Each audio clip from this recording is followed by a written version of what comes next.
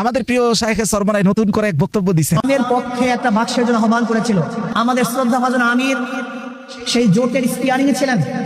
আসলে আমরা এই প্রকাশ্যে ধোঁকাবাজির রাজনীতি আসলে চাই না।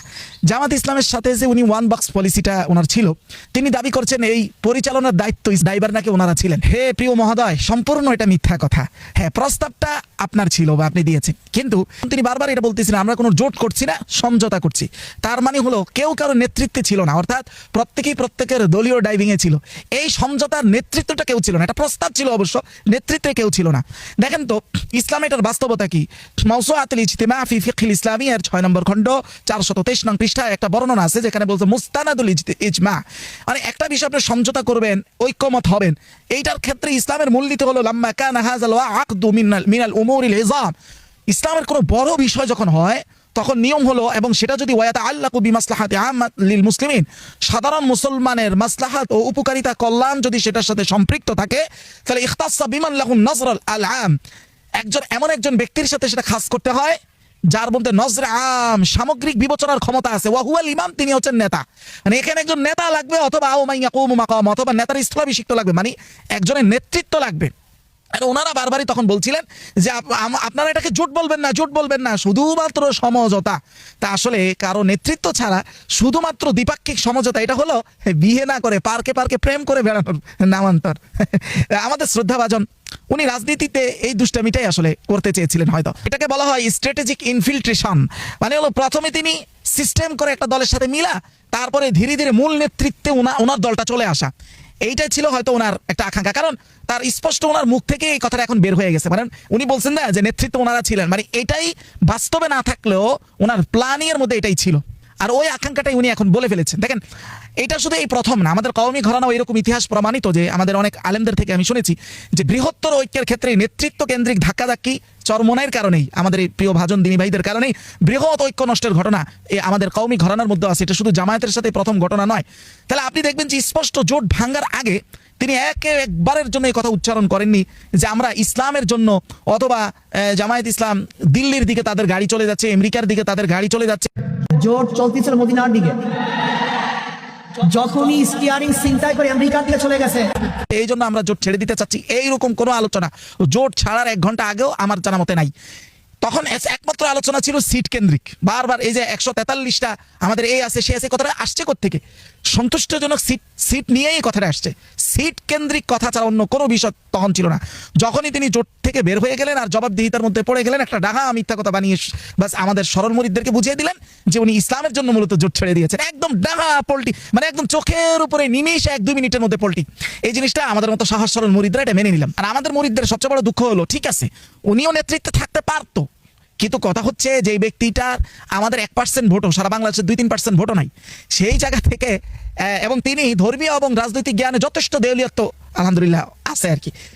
এরপরে উনি নিজেকে সর্বোচ্চ নেতা মনে করেন। এটা হচ্ছে আমাদের মুরিদদের সবচেয়ে বড় দুঃখের জায়গা। তিনি বলেন আমাদের বার্তা খুব স্পষ্ট, ইসলামী আন্দোলন বাংলাদেশের বক্তব্য স্পষ্ট।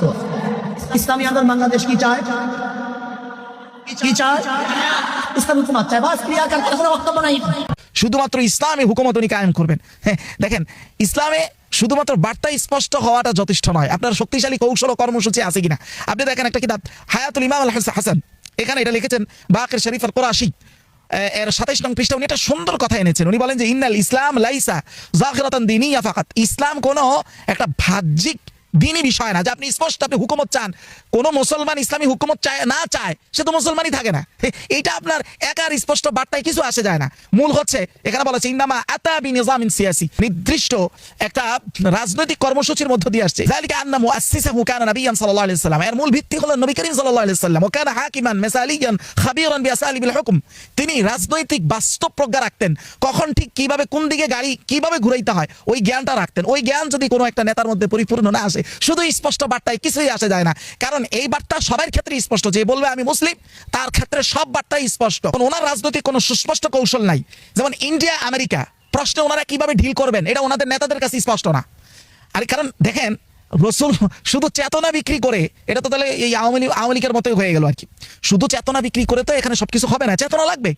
চেতনা শুধু আপনার কাছ থেকে শিখতে হবে না, এটা ইসলামে আমাদেরকে শিখায়।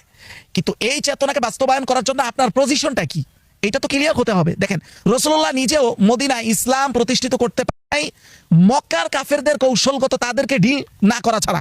এখন ওই ডিলটা করতে গেলেই ওনার দৃষ্টিতে কেউ ইন্ডিয়ার দিকে গাড়ি চালিয়ে দিছে, ওনার দৃষ্টিতে কেউ আমেরিকার দিকে গাড়ি চালিয়ে দিছে। এটা কি আদৌ গাড়ি চালানো না কৌশল? ওইটা ওনার মানা, ওটা ওনার দরকার নাই তো, কারণ ওনার তো আসলে বাস্তব কোনো রাজনৈতিক কর্মসূচিই নাই, শুধুমাত্র অন্যকে ঘায়েল করা ছাড়া।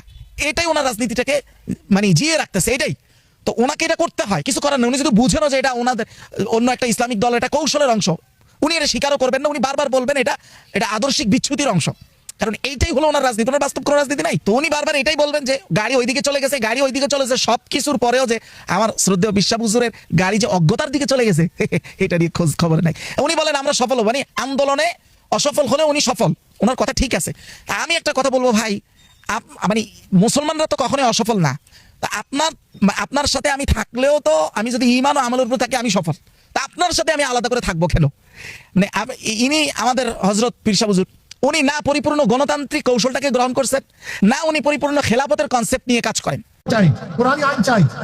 আবার ওই দলেরকে বক্তব্য দেবে যে আমরা গণতন্ত্র প্রতিষ্ঠা করার জন্য আন্দোলন করেছি, সংগ্রাম করেছি। কি আজীব ব্যাপার, গণতন্ত্র প্রতিষ্ঠা করার জন্য সংগ্রাম আন্দোলন আর কোরআনী শাসন তো এক না। উনি খেলাফতের প্রশ্নে বিগত সময়ও দেখছি যারা জিহাদ হবে এদাদের সাইড নিয়ে যারা কাজ করতে চায় তাদের ব্যাপারে ওনার প্রশ্ন কি, এই তোমরা কার সাথে যুদ্ধ করবা, এখানে এই অনেক প্রশ্ন ছিল ওনার। বরং তাদেরকে অনেক ক্ষেত্রে ইনি গোমরা এবং বিচ্ছিন্ন বলছেন, উগ্রবাদী বলেছেন।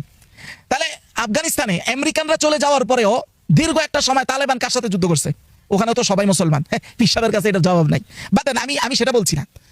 কিন্তু বাকি যারা এই পথটাকে আপাতত ভূরাজনৈতিক ভাবে, আমরা আছি ইন্ডিয়ার পেটের মধ্যে, আফগানিস্তানের ভূরাজনীতি আর আমাদের ভূরাজনীতি তো এক না। তো এখন যারা পরিপূর্ণ গণতন্ত্রকে কৌশল হিসাবে নিয়েছেন উনি তাদেরও অন্তর্ভুক্ত না, যারা সরাসরি খেলাফতকে মানে খেলাফতের কনসেপ্ট নিয়ে কাজ করে উনি তাদেরও অন্তর্ভুক্ত না। উনি ফাও শুধুমাত্র সময় নষ্ট আর অন্যকে ঘায়েল করার অন্তর্ভুক্ত। তাহলে আমি বলি যে তাহলে এই ফাও রাজনীতিতে অসফল হয়েও ঈমান আমলের কারণে যে প্রত্যেক মুসলমানই তো ঈমান আমলের কারণে আখিরাতে সফল হবে, এটা তার আলাদা করে বলতে হবে না। তাই এর চাইতে ভালো এই রাজনীতি করার চাইতে তো, যেটা না গণতন্ত্র না সরাসরি খেলাফতের কনসেপ্ট বহন করতেছে, এর চাইতে সরাসরি যারা খেলাফতের কনসেপ্ট বহন করতেছে ওখানে গিয়ে পরাজিত হয়েও যেই সফলতা আখিরাতে আছে, এটা তো এটার চাইতে হাজার গুণ উত্তম। এটাতে কেন আমরা সময় দিব, এটা হলো প্রশ্ন। কোন সেকুলাররা হয়তো আবার নতুন করে বুঝিয়ে দিছে যে আপনাদেরকে ইঞ্জিনিয়ারিং করে হারানো হয়েছে, আসলে আপনাদের ভোট আছে, সবই আছে, আগামীতে আবার আপনারা কিং হয়ে যাবেন, আবার কিং হয়ে কিক খাওয়া যাবে উনি। তবে হ্যাঁ, ওনাদের সাথে কখনোই আমাদের শত্রুতা রাখা উচিত না।